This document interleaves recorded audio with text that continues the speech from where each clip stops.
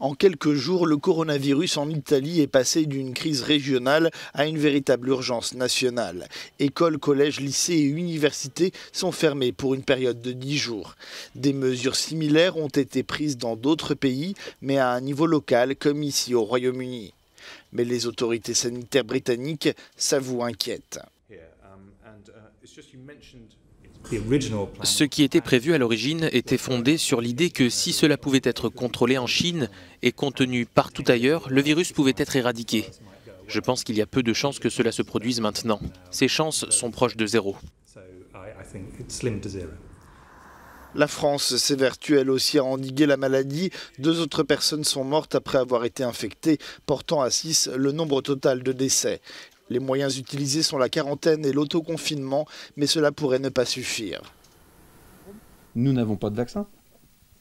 En fait, on fait juste de la surveillance de patients malades ou pas, on fait juste de l'isolement, et ensuite, on organise administrativement la vie d'un territoire pollué, quoi.